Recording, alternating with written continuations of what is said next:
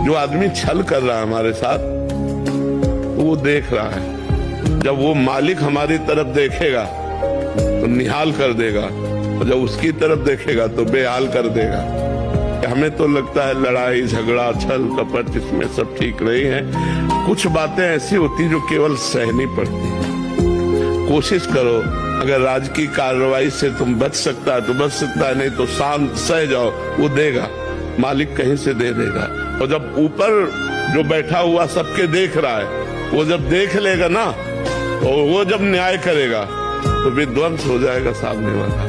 नाम जप करो और भगवान के आश्रित रहो, किसी तरह संसार से हम मुक्त हो जाए। नहीं बहुत कठिन, बार बार जन्म बार बार मरण कहाँ तक भोगेंगे यार, कितना भोगेंगे, कितना कष्ट है संसार में। इसलिए नाम जप करो। झूठ नहीं बोलना चाहिए। आपने झूठ बोला, ये गलत संस्कार है आपके। आप अच्छे बच्चे बनो। बहुत डांट तो लगेगी, डांट से नहीं डरना, लेकिन झूठ से तुम्हारे ऊपर विश्वास खत्म हो जाएगा। नहीं, अब हम आपसे पूछेंगे, आप ऐसा आप जो बोलेंगे तो मुझे डाउट होगा, पता नहीं झूठ बोल रहा हो। कभी भी अपने माता पिता का अपमान मत करना, हमारी ये बात ध्यान रखना। और कभी भी ऐसी परिस्थिति आवे तो तन मन प्राण मेहनत से लेबरी करनी पड़े, पैसा कमा के अपने माता पिता की सेवा करते हुए नाम जप करना। भले मेरे पास मत आना, तो ये देखो कि हम तुम्हारे साथ हैं। अगर उनको पैसे की जरूरत है, तुम मेहनत करके वो पैसा जो यहाँ आने में लगाओगे उनको लगा दोगे ना, तो ये तुम देखोगे हम तुम्हारे दिमाग में बैठे मिलेंगे, तुम्हारे भाव में बैठे मिलेंगे। संतों का सानिध्य यहाँ से होता है। यही तुम्हें लगे कि गुरुदेव यहीं बैठे दिमाग में। कब कौन मर जाए, कब कौन खो जाए इस संसार में पता नहीं। और एक बार ही चेहरा एक बनता है, जैसे चेहरे बने ना, मान लो हमारी माँ हमारे पिता, अब वो गए चेहरे, अब वो दोबारा हमें सृष्टि में नहीं मिल सकते।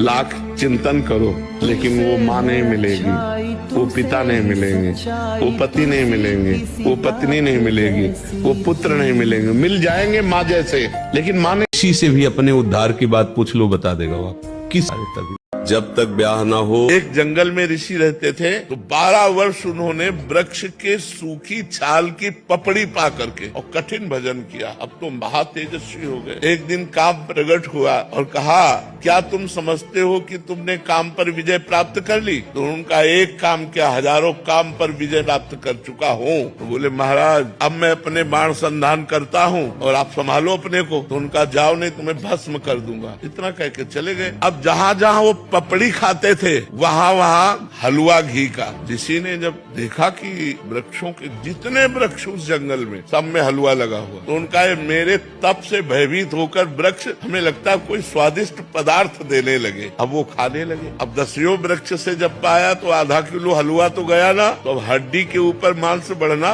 शुरू हुआ। महीना हुआ, एक दिन छम छम छम छम पायल करती हुई और एक कटोरा लिए हुए, जे ही देखा ऋषि आ रहे तो ऐसे हलवा लगा के भाग। उनका खड़ी हो जाओ, तुम कौन हो? क्या ये स्वादिष्ट पदार्थ तुम लगाती थी? उनका हाँ।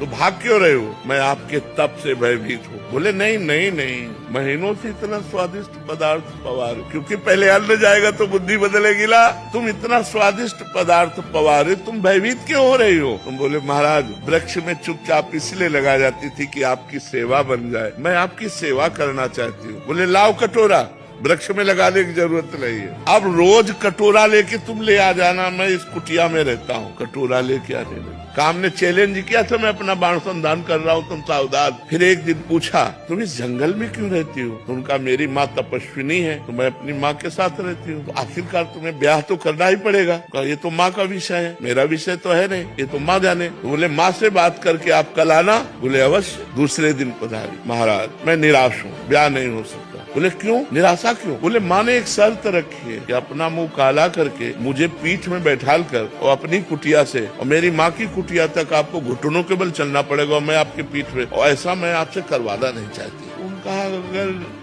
संध्या काल में ये काम हो जाए तो? बोले वो काल कोई भी हो, लेकिन आपको ये करना पड़ेगा अगर ब्याह करना है। महाराज राजी हो गए, मुंह काला किया, पीठ पे बैठाला, घुटने के बल चले। जब वहाँ पहुँचे तो काम खड़ा था। उसने कहा ये मेरी रची हुई माया है, मैं ही हूँ इसका स्वामी। बोल तेरी तपस्या कहाँ गई? ये कहो कि मैं तेरी तपस्या नष्ट नहीं की, केवल दिखाया है तुझे कि अगर तू तपस्या का अहंकार करेगा तो देख घुटने केवल चल रहा, मेरी माया तेरे पीठ पर बैठी हुई है। ये मन बड़े बड़े ऋषि मुनियों को मोहित कर दिया। हम तुम तो बहुत छोटे लोग हैं, बहुत छोटी सामर्थ्य है, इसलिए भगवान का आश्रय ले लो। भगवान जिसकी रक्षा करते वही अपनी धर्म से पवित्रता से चल सकता है। इसलिए नाम जप करो और भगवान के फ्रेंड बना के गलत आचरण करना गलत है। गलत आचरण मत करो, दोस्त बनाए रहो। घर में भाई बहन नहीं रहते क्या? घर में भाई बहन रहते ऐसे, स्कूल में दोस्त है, कोई फर्क नहीं पड़ता बच्चा बच्ची में। लेकिन गंदगी क्यों, गंदे आचरण क्यों? उसी का विरोध है। गंदे आचरणों का त्याग करो। फ्रेंड में कोई दोष नहीं, लेकिन फ्रेंड एक दूसरे की उन्नति चाहे, ना कि अवनति चाहे। कभी कभी एग्रेसिव हो जाते हैं एकदम की। हाँ, आप हमारे ऊपर थोप क्यों रहे, भक्ति क्यों थोप रहे आप ऐसे?